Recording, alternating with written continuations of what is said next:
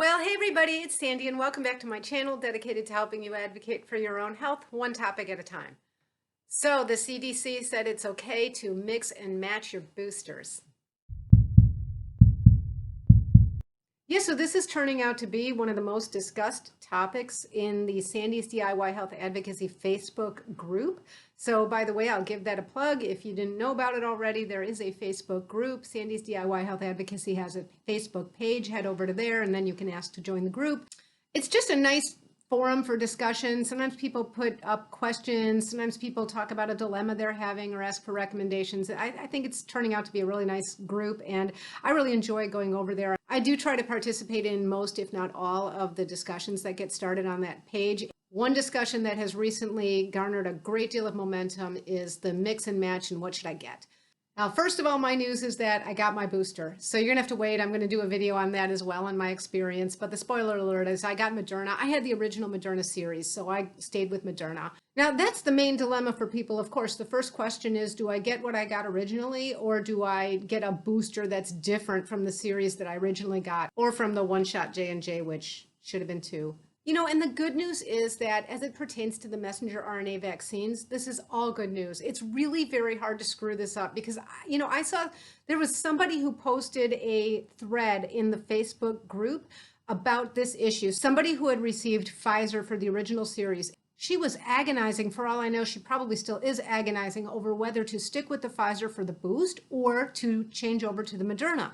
And the reason for this is that there was some research that was done, very small groups, but it looked at all different combinations, whether you had the J&J, the Moderna, or the Pfizer, and each one of those was divided into subgroups where they had boosts from each of the other vaccines or boosts from their own. The interesting thing is that mixing did show to be beneficial,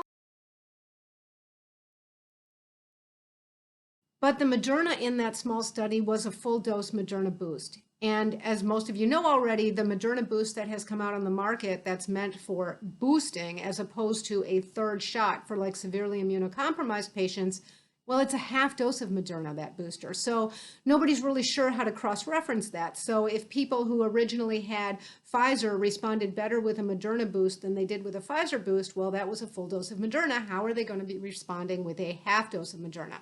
And you can really get your head into this gymnastics and just drive yourself completely nuts. Now, I'll tell you what my thoughts are about it.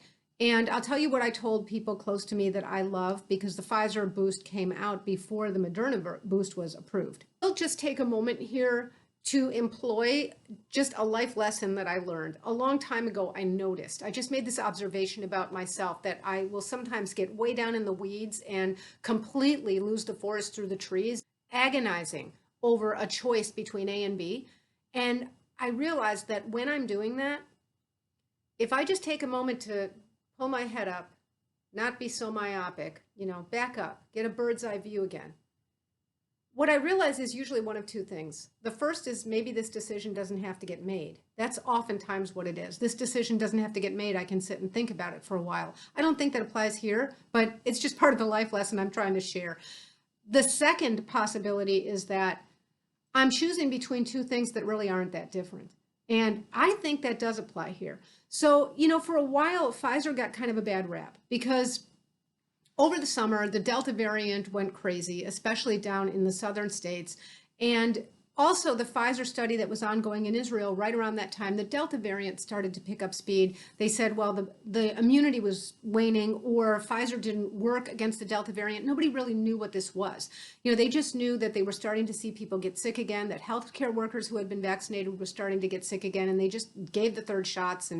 But I did a video a short while back about good news about that Pfizer booster. I'm going to link that video here so I don't have to be too redundant with it, but there was a large study done at Kaiser Permanente in California, and I think there's been other studies since then, and even the Pfizer study in Israel has concluded that this really wasn't an issue of the Pfizer vaccine having not been effective against Delta. In other words, Delta doesn't evade that vaccine. It turns out that after 6 months, the neutralizing antibodies have pretty much waned. Now, there's more to immunity than just the number of antibodies circulating around. You have memory cell immunity. That's a little bit of a tangent, but it turned out that it really was just about the timing.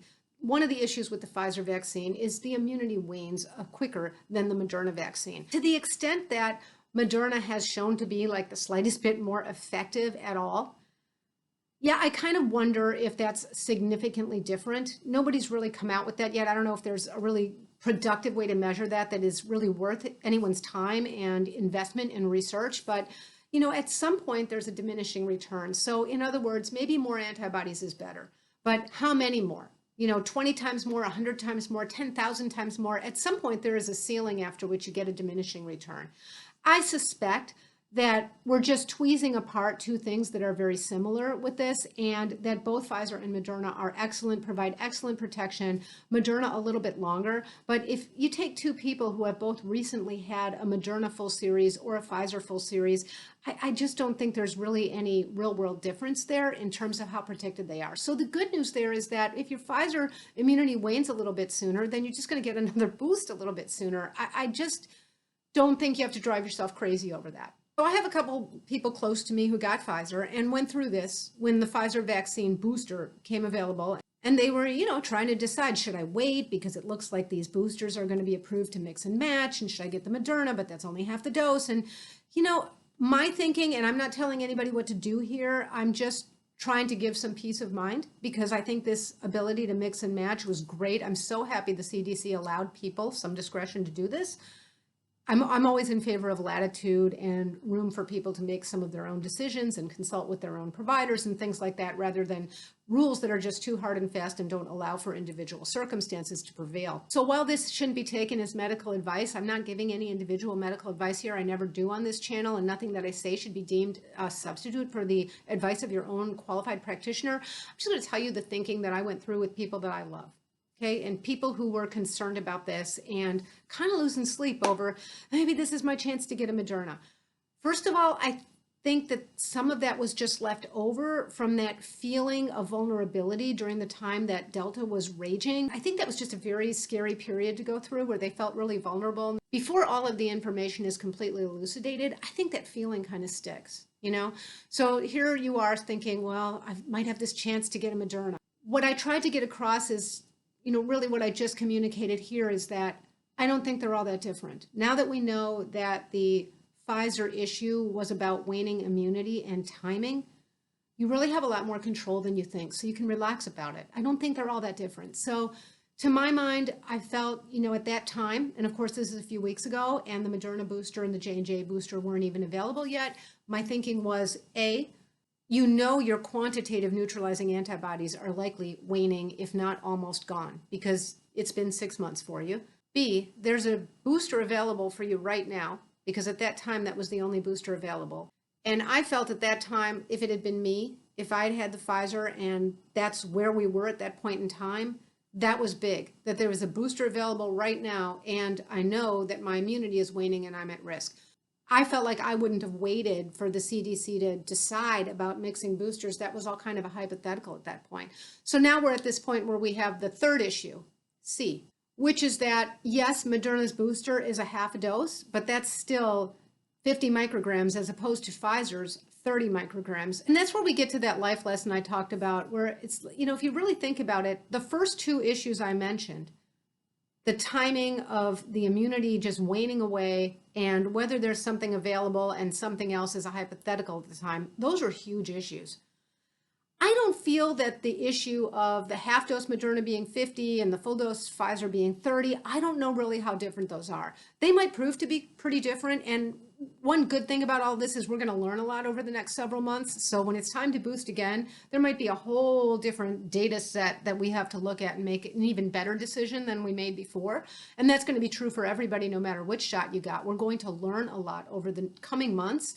I would think we're going to have a lot to learn about Moderna giving this half dose to a large group of people, because the studies that were done on this half dose booster were very small.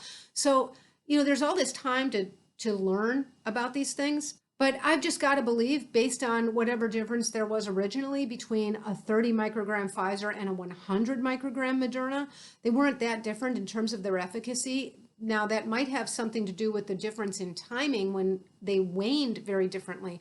But if there wasn't that much difference in the results there in terms of the immune capabilities, how much difference is there going to be between a 30 and a 50? as opposed to a 30 and 100. So, we get down to this point where you're just tweezing apart two good options. And I really don't think you can screw this up. So if you are agonizing over this concept of, well, I got Pfizer and now I just don't know what to do, it's because there's nothing to suggest that you're going to go wrong either way, really. So just let yourself off the hook and pick one, and I think you'll be fine. If you're super conservative, I guess maybe you would do Pfizer and say, now I know what I'm dealing with. I'm going to have excellent immunity, but it's not going to last all that long, and I'll have to be watching and reading over the coming months and figuring out what my next step will be. On the other hand, if you're, a little more open to it, you're going to take Moderna, and you're going to say, well, I know that I've had two great messenger RNA vaccines, one with one full series and the other as the boost. There are a few question marks about how quickly it's going to wane, exactly what is my percent protection, because there aren't any long studies done yet on using that combination, but I just don't see how you're going to go wrong. So if that's what you're going through, let yourself off the hook. You're agonizing over that because they're both good options. Now, let me move on to the next thing in this video, which is that what if you've had the J&J? I didn't feel that this was a good vaccine. I didn't think it was something to use. I know that, yes, if you compare it to a flu vaccine's effectiveness, 70% would be great and all that stuff. But, we're not dealing with the flu. We're dealing with COVID. And we had two other perfectly good vaccines that had much better efficacy. And I just didn't see, where is the place for this?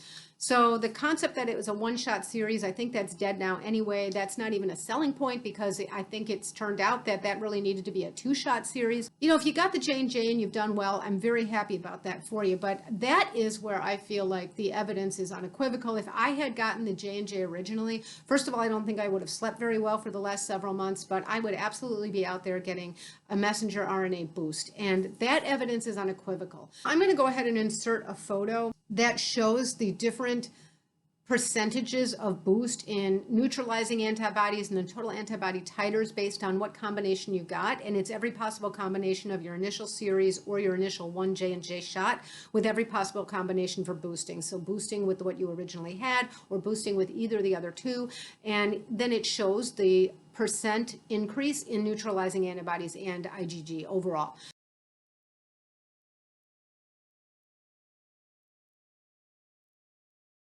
The other data is equally impressive. So, for example, it shows that if you got the original Pfizer series, you did a little bit better with the Moderna boost than you would have with a Pfizer boost. Again, this was all done using a full dose of Moderna, so it's very hard to know how to cross-reference this with the half dose that's being used right now. But nonetheless, it did show that there was some benefit to doing that. The really impressive part of this study and the unequivocal take-home here is that if you got the J&J vaccine, it seems there is no right answer except getting a messenger RNA boost. I think all the more to the point is the fact that the J&J was never that good a vaccine to begin with. Now, one thing I suspect that we have yet to learn about is the ideal timing for the Moderna booster. I think it was probably for the sake of simplicity because they feel that it's safe to go ahead and boost at 6 months, and it would just be very unwieldy if they were going to say, 6 months for this one and 8 months for that one and two, whatever. I think the J&J is kind of in its own category. So, that probably should have been a two-part series. So now they're saying if you recently got the J&J, boost in 2 months, it's not really a boost. It's really your second shot. But I think for the two messenger RNA vaccines, they're probably pretty close. But I suspect that because the Moderna doesn't wane as quickly as the Pfizer, that boosting sooner, when we know that Moderna has more of that reactogenicity, I think that's going to cause a little more of that in the side effect profile. And it's just going to be a valuable thing to find out how long one should safely wait with Moderna. And I suspect it's a little bit longer than with the Pfizer. The one study that I did see that looked at the comparison of the waning immunity compared groups of people with Moderna, and the group that was considered recent had a mean of 8 months since their second shot, whereas the second group was 13 months. So I thought that was really interesting because either one of those groups would be pretty late with Pfizer. So I think that based on that, it leads me to believe that we need to study further when is the ideal time to boost with Moderna. I suspect that we will benefit from some more honed and more Moderna-specific advice in terms of when's the ideal time to boost. Now, one issue that I think is likely to not turn out to be splitting hairs, I mean, I don't know how it's going to turn out to be, but it'd be very valuable to study it over the coming months, is what about young men who received the Moderna original series? Should they stay with a half-dose Moderna or move over to Pfizer? And I'm talking about the very unlikely chance to develop the myocarditis. So exceedingly rare either way, but it does seem to be more common with the Moderna than it does with the Pfizer. So I have a son actually who's in that age group, and he did get the Moderna series. So he's like mulling that over right now. And I'm wondering if I'd like to see him get the Pfizer instead of the Moderna boost. Again, then you end up like chasing your tail saying, but the Moderna's been cut in half now for the booster dose. That's probably going to cause a lot less in the way of reactogenicity, inflammation in the heart included. And it's very unlikely either way. But, you know, in some countries, I think in some Scandinavian countries, they've stopped giving the Moderna to young males in that 18 to 30 age bracket. I think it's 16 up to 30 where there's really the risk for the myocarditis. But that comes from the Pfizer study in Israel, and the Moderna is not approved in people under 18 years old. So for Moderna, it's 18 to 30. I hope that's something that we really do devote some resources toward to study. Let's say that we take as a given that there is a significantly higher chance of myocarditis development with Moderna. If Moderna is all that's there and on the table, I think that the answer is still unequivocally better to go ahead and vaccinate versus not. But, you know, why not save people some of that concern and worry? By the way, even in the unlikely event that people do develop that myocarditis, most of them recover without any treatment. Very few need any kind of treatment. Of those, the majority that did need treatment, this is all from the Pfizer study, had other comorbidities or underlying conditions or pre-existing condition with the heart. More importantly, myocarditis is far more overrepresented in young people who get COVID. So there's just no question that these vaccines are very safe and that this is a very rare side effect. Suffice it to say that it's my hope that we devote some resources to answering that question so that we can hone this as best as possible and, you know, save ourselves any unnecessary worry and complications. So yeah, I think that's going to be something to watch. So I hope this was helpful, and please do share with anybody who might find my content helpful. Thank you again in advance to those of you who are new subscribers and those of you who've been with me for a while. And thanks for all the subscribing and sharing. And until next time, be well. Bye-bye.